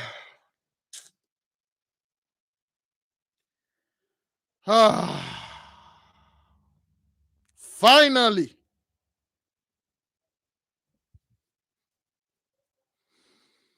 Ooh. Oh boy. Finally, man. Oh, I knew the shofar had the power in it, brothers. Our noise were louder. Our noises were louder, brothers. Our noises were louder. So, yeah, the Most High stopped this. Oh, the Most High is in control. Thank you, Father. All praises to the Most High, man. Let us move in, man. Oh, boy, finally. Give me a one, brothers and sisters, if you can hear me well. Give me a one. Oh, finally. That is good. Thank you. Oh. Hopefully they don't restart this scumbag thing again because they have a habit of testing it before they leave and let it run for another 20 minutes. Anyway, now they are describing old man Noah, which is buried in one of those pyramids. Upon his head was a crown of emerald olives, well, olives leaves, each leaf an emerald, and upon his breast a white dove made of one pearl. They are describing the God Noah. That's what they call it in this book, brothers. That's what they're saying. They say Noah and this tomb and one of the pyramid have a crown of emerald olives, and in his chest there's a symbol of a dove, which we know that's the Holy Spirit made of one pearl. The same dove was the one who flew and then bring Noah that little piece of olives, trees or whatever. That's the same dove, the Holy Spirit. Living with our, the Father of the world, to his sublime and eternal repose, guarded only by the pure white dove. So the Holy Spirit is keeping watch on Noah, according to this. The king and retiring found to his great joy a narrow passage which led upward towards the top of the pyramid. He conducted him and his attendants to a chamber which 12 sides on each of which of was pictured of one of the constellation and the path of the precession of the equinoxes and their motion towards the west. The floor was of polished ivory inlaid with silver stars. Damn! Woo! Dispersed over it, and they appeared in the heaven places when the pyramid was completed.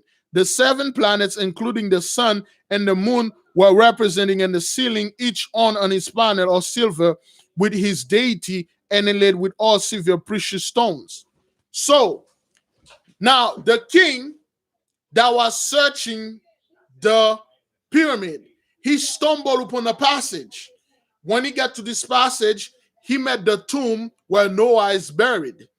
He saw on his chest and his head, he saw the crown, and then on his chest, he saw a white dove, a symbol of a white dove made with one single pearl. And when he was looking around, another door opened for him, and this door brought him up to the pyramid. So when he all the way up to a pyramid, he got into a room. The floor of the room was made entirely of ivory. That means it's white and silky, clean and polished, beautiful, shining. And on this floor, he can see the entire constellation of the heaven grafted in there with silvers. All the stars are well painted. It was a beautiful a representation of the heaven in there. That's what he saw. He saw this room is shiny, beautiful. And the center of this hall of the universe, they call this room the hall of the universe. In this room, it's depicted the entire universe, all the planets, all the stars, all the things is depicted on the floor, this white ivory shining floor that the king came upon. Was a hollow stone. When the king entered the chamber, The stone vanished at the pressure of his feet of the floor, and a statue larger than life of pure crystal was displayed to his sight. Brother, let me read this to you again. In the center of this hall of the universe was a hollow stone. When the king entered the chamber, the stone vanished at the pressure of his feet of the floor, and a statue larger than life of pure crystal was displayed of his sight. The moment this king stepped into the room, he saw a giant stone, a hollowed stone. And when he looked upon this stone, the stone, whoop, it vanished. It disappeared. And then a giant crystal, larger than life. Anybody saw that movie, Mission to Mars? Mission to Mars? This is where the Swagger Jack is. This is Mission to Mars. This Swagger Jack, that movie, Mission to Mars. Remember when Don Cheerleader, so what's his name again? Mission to Mars. When they finally met the Martian, when they stepped inside of that room, the room was white, and then the room displayed some type of futuristic thing. Mission to Mars. That's what it is. A giant crystal appeared in front of him. This statue represent a king upon whom was a breastplate of gold with set jewelries.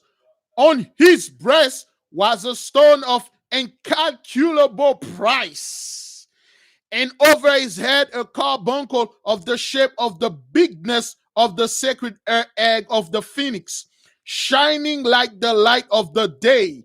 He held upon his left arm a shield formed of the single topaz, upon which were characters written in the pen that neither the king nor the wise men, nor astrologer, nor magicians, nor priests who know all the language could interpret, brothers.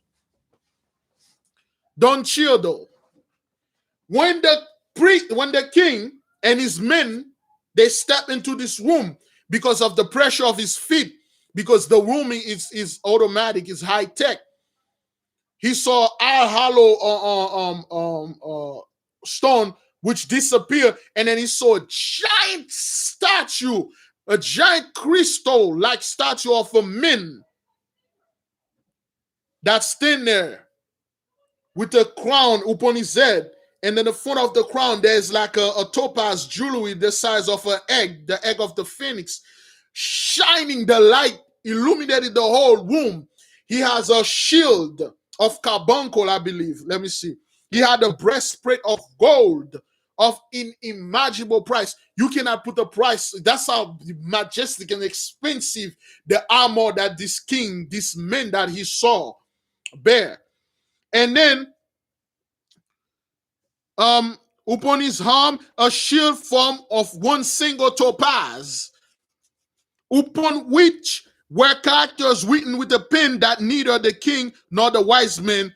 So in his shield that he had in his hand, there were characters that is written in there. Not even the king, the astrologers, the holy men of science, the priests can't even read nor interpret. They don't know what it means. All this is that glory. Suddenly, darkness. Boom.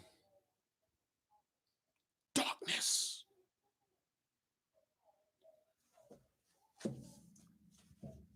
Suddenly, darkness filled the place. The torches were extinguished, and save only the king, who had with him his diamond signet set ring, which shed light before his step. No one ever returned to the entrance, nor could even ever find the chamber of the statues again. While they are looking at this king over there, the whole room illuminated, shining, and all of a sudden, darkness. Even the torch they were carrying extinguished, went out.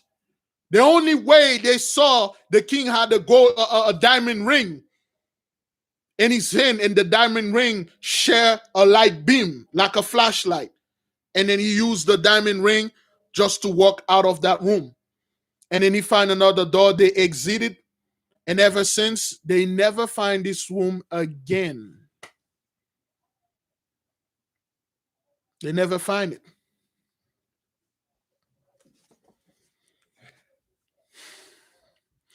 But the first passage to the subterranean chamber remains open to this day, by which men descend and others have from time to time discovered the treasure chambers, however, remain sealed to the eyes of men. This is how he is here. He said the chamber that go to the subterranean still there, but they cannot find that room again. The door is still sealed to the eyes of men. Technically, what they did here, brothers, they gave them a testimony that whatever is in this place is real and it's not for you. Give my children this message of whatever it's buried in there. And you see those guys in Egypt acting like, oh, they just discovered this and that. Those are things they planted in there to make themselves look big. Do you really believe if those guys find anything like that in the pyramid, they would have showed it to you in the news? Out of here, man.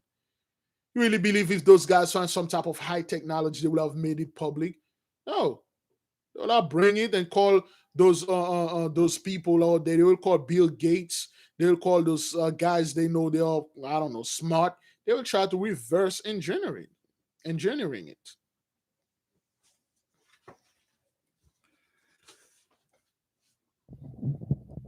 When the intelligent Osiria had handed her account, I gratefully expressed to her my appreciation of her kindness and giving me such interesting information.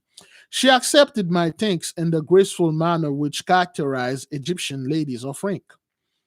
The magnificent Luxuria said, with a charming, with air of feigned provocation, with your brilliant tradition, sister, you have quite thrown into the shade my poor solitary emerald tablets. Ah, oh boy, jealousy, jealousy. The older sister look at the little sister and say, "Damn, you effed off my story.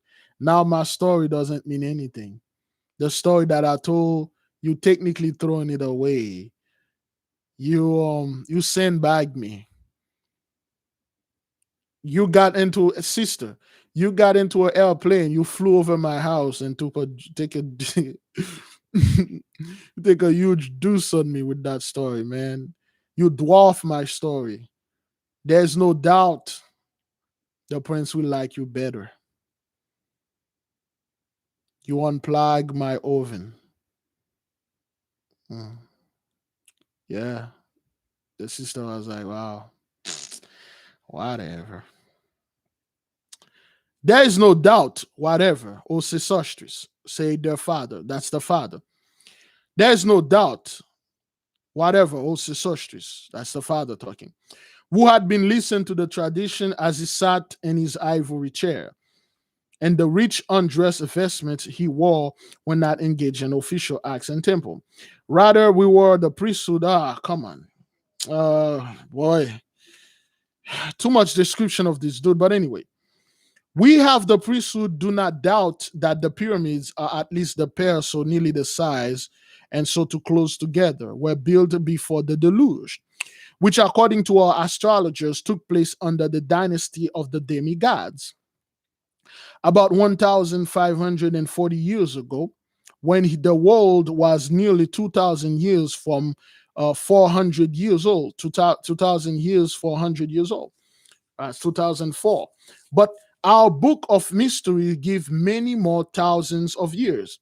And the most ancient temple of Thoth, or Thebes, which is the true astronomical capital of the kingdom, as well as the ecclesiastical one, there is a tablet in the ceiling of the adytum representing the configuration of the seventh planet that they exist of the first day after the creation.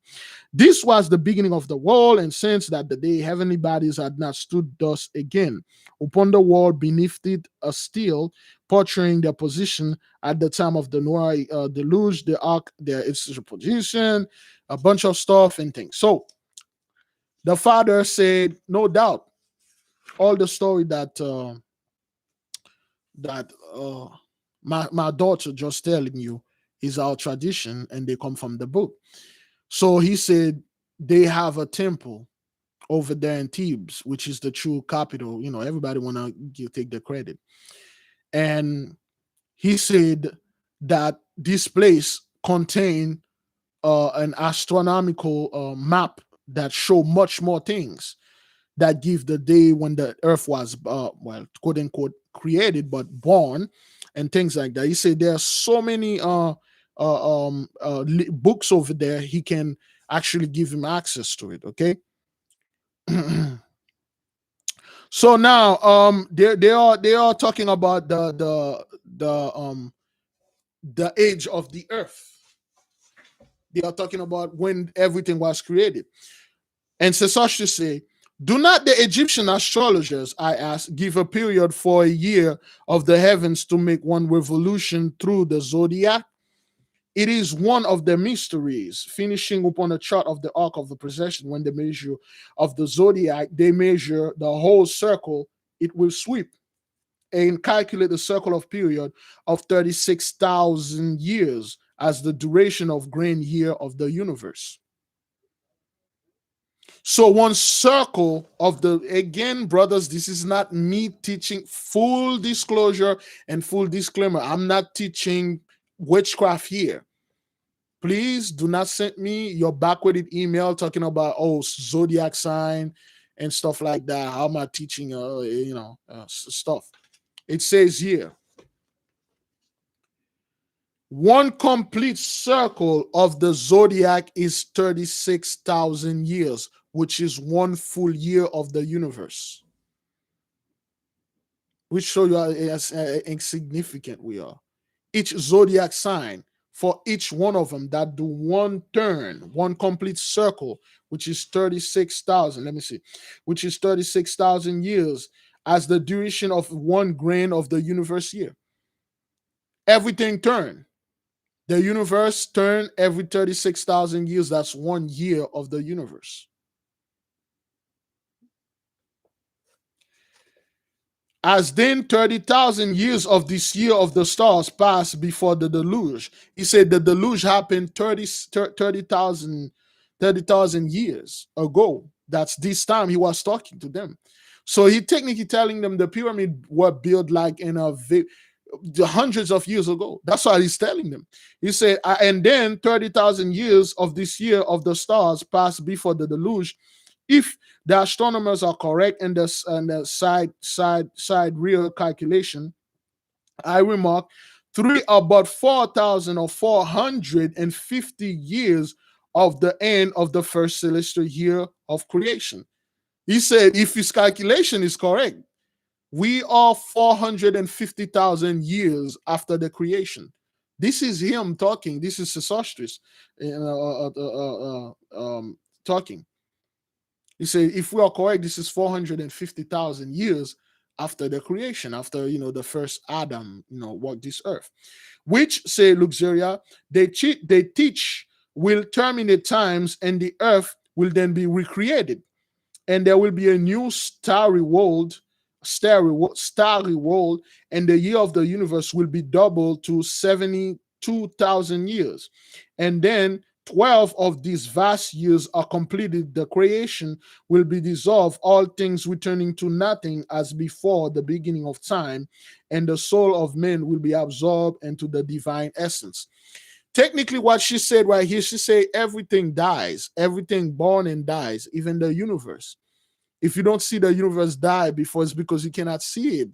The universe is too slow for you. You live and die too fast. She said, according to what they said, once the universe reaches age, it will die and then we're born again, but with a greater splendor, with much more stars. And then every man that die in this universe, all their soul are going to go back to the Most High and then joy with him. Which shows you the Most High doesn't even live in this universe. He got his own place. Yeah. Yeah, I wouldn't mind if I was the Most High. I mean, I wouldn't live where my children live, man. I would have my own place in a private island, just stay there, where my kids don't even know where I'm living. So they won't come over there and battering me. Yeah. So this is all stuff and things like that. Okay. This is just all things they're saying, brothers. This is all things that blow your mind. Okay. You are remarkably well versed in astrology, I say to the noble Yukin young women. So those were the daughters of the priests. So Sesostris look at Luxia and say, brothers, you will know what's going on here. The girls are competing for which men, which one of them that Sesostris wanna take, in the back room and then fight her. And she just told Sesostris all of those knowledge and stuff. And Sesostris look at her and say, "You are well. You know a lot in astrology." And she look at Sesostris and tells Sesostris the truth.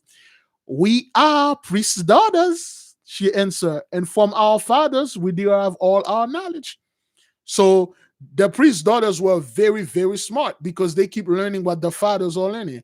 And trust me, man, the priests really don't want to keep telling their daughters, hey, stop learning this. This is for us men. They just like my daughter, when she want, and when I know something, she all up in my butt and want to know what it is. I'm like, yo, I don't want to. Let me go to sleep. I don't want to be bothered with this. So that's what the priest daughters were. Understand this. That is why during the war, during the Maccabees, all the Gentiles they were marrying Levites women, and then they change everything. They say, okay, well now the blessing is coming from the Levites women.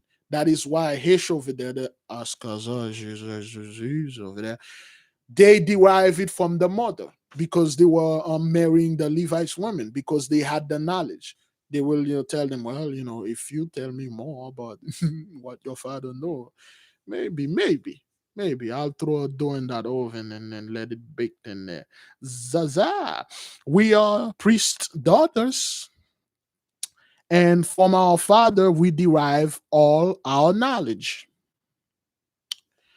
Can you then I explain to me one thing that been alluded our conversation? All right, okay, all right. This is all crap right there. After this is all crap about the phoenix bird. I will just explain it. Let me see. All right. Every 651 years. All right, let me explain this crap. So he said, you are very knowledgeable. And she said, well, after all, we are priest's daughters. So is there anything else you want to know? And I was like, yeah, something is puzzling me. What about the phoenix? The phoenix bird? And she said, the phoenix bird? You want to know about the phoenix bird? Well, I would have liked the door with you and me in there, but since my dad and my sister and then Miriam is there, well, I'll tell you about the phoenix bird. The legend said the phoenix bird came in Egypt every 651 years. And when it does came in, it's a huge bird that is so big. When it comes, he brought many other birds with him, many other colored birds. When the phoenix bird came in and then landed, and then the phoenix bird died, it turned into fire. And while it burned, when the fire is done, out of the ashes rose a giant egg. And then out of that egg came out of another phoenix bird and then flew out of Egypt and then come back every 651 years and do the same thing over and over again.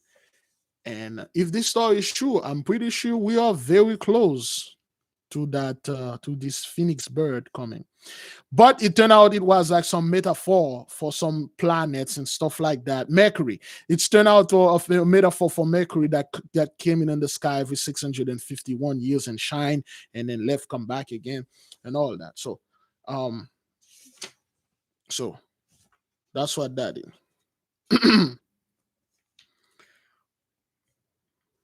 Okay. So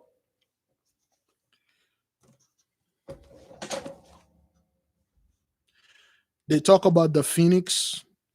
Yeah, it seems like the phoenix to them, the father said he saw the phoenix. He saw when he was young, he saw the phoenix came in, this giant bird. He saw it. The phoenix came in. He said, "Yeah, I did saw it." And then the phoenix, this giant bird, is like it looked like the moon. The bird is so big. It came in and then landed, and then it burned at a giant egg and stuff. So when they were talking and stuff like that, and then Sesostris said, "Well, then I'll be I'll be going home, then I will come back." So when Sesostris was going home, he heard a noise of somebody that are working, and he turned around in a gallery. He saw Miriam. He saw Miriam painting, writing. She's a cartographer or calligrapher. She's drawing things. She's drawing stuff. She's writing things. And then he walked up to Miriam's, and then he smiled at Miriam. He said, "Good morning." And Miriam said, "Good morning." Said, "You are a Hebrew woman." She said, "Yes." "May I have a talk with you?" And Miriam said, "Well, it is not wise for us Hebrew women to talk with strangers, which is are not our masters. But since you've been talking to my masters, they want mine." And then they're going to have a magnificent conversation in the next chapter. All praises to the Most High Yahweh, brothers and sisters. We're done with letter 16. What was this letter again? Oh, letter 17. Tomorrow we will find out what the conversation between him and and Miriam. Okay. Um, there's a war going on. Moses is in that war. All praises. So, brothers, now we learn a bunch of stuff that happened. We learned that inside of the pyramid there is a hell of a lot of stuff, and we learned the pyramids are not just pyramids. Just they're not just tombs. They are a bunch of things. They are a tombs. They are a laboratory. They are a hospital. They are everything. The pyramids are literally a center for knowledge. We know whoever that king was, when they announced him to him the deluge or the flood was going to happen, he loaded up this pyramid with all the knowledge of the world. Again, those guys were back then, they were a lot faster. It took him 6 years to build the pyramid and fill them up, which is another metaphor for the Mosai, which created Earth in 6 days. Okay, he built the pyramid in 6 years and then filled them up with all the knowledge that has back then. So the pyramid have all the knowledge. Is he talking about the pyramid over there in Giza or whatever in Egypt in that desert? I don't know. The hen and all in, I do not know. All I know it's in the fourth part somewhere around here. And he put all the knowledges in there, and we know they are technology and they have guardians, brothers. You don't just go to those places and then you just retrieving things. We told you about those things. So there is one guardian that has a snake or a serpent wrap around his head. The serpent would kill you if you get close. There's another one that his eyes have lights in it. If you look upon this light, you will be bat hish crazy. The third one is like a giant muscle bound fellow. If you get close to him, the gravity in his chest will pull you up and he will crush you with his hands. So those things are guarded. And the movie, they say, oh, they are cursed. They make it look some type of like mystery thing, but those things are truly guarded. That is why the so-called Gentiles could not put their hands on those knowledge. Again, brothers, we told you and we keep telling you again, those things, yes, Lonnie Leaks, it could be in the Grand Canyon. It could be in the Grand Canyon in Utah. They have pyramids in there. Yes. It could be there, you know. It could be anywhere, brothers. We don't really know, but it's somewhere here. It could be the pyramid in Mexico. And I'm strongly believe it's in Yucatan because there's the book that I'm reading. It says there are road that go under from the Haitian island it. There's one cave called Guatmajan. There's a road that lead that go all the way to the Yucatan Peninsula, which you can pop up in of any of these pyramids. Okay, so it's a lot, brothers. It's a lot. It's a lot. But in the meantime, when the Mosai is telling us when we are ready, he will give us those knowledge and technologies very soon, very soon, very soon. But brothers, you cannot have these technologies and stuff as we speak at that this moment. It won't work. It won't work. Those people will try to fight and come to you and then take what you have because they'll do anything to keep on and hold upon their blessing, brothers. They'll do anything. They'll do anything. Right now, there's nothing they can do. You saw old man Biden, and Joe, they're just sitting there. They are talking. Those guys, they really don't want to go to war to each other. They really don't want to do anything, and things like that.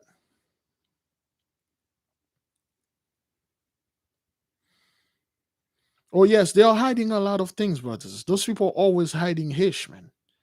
Always hiding hish. So tomorrow, brothers, if the Most High allow us, we will see the conversation. There is a war. Moses is in that war, though. He's explaining the war.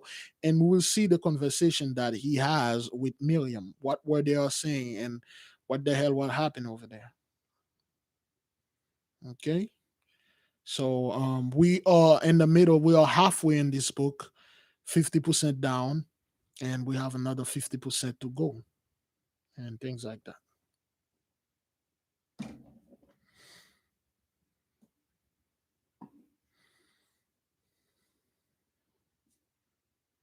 Hmm. There we go. Good. All right. I have couple of videos that are scheduled. I have couple of videos that are scheduled to be released at 12 a.m. Um, for today and tomorrow. I'm going to see if I can make another video because there's so many things going on, brothers. All right. So now, with that being said, brothers and sisters, by the power of the Most High vested in me, I'm leaving all of you in peace. Be at peace, brethren. We had fun today. I don't know about you, that freaking sound, that fire alarm, man, kind of mess up the mood. But the people stay. The people did stay, brothers. That's what I like about the Mosai people. They were more interested in the story than anything else. We did stay. We stick together. We blow the shofar, and then the sound of the shofar stopped this freaking sound. This is how powerful. All praises to the Mosai. This is how powerful the Mosai is. The Most High stop everything, brothers. It was a pleasure for the beloved brothers to be here and sisters to be here with us. We study, people confirm things, brothers. Okay, again, beloved out there, look, we're just studying. We're seeking the Most High's face. This is not me teaching to be an Egyptologist. We told you what you're calling Egypt is just a daughter of Atlantis, you know and then we just keep telling you this because we are not we taught the Egyptians everything. Now we have to learn everything that we taught them from them. So this is no witchcraft, brothers. Let me leave you folks with a little music, and then I will see you tomorrow for the prayer, and tomorrow we will read the conversation between Sesostris and Miriam, the sister of Moses, and also we will read what happened to Moses in that war first. All right, brothers and sisters, I'll see you folks tomorrow.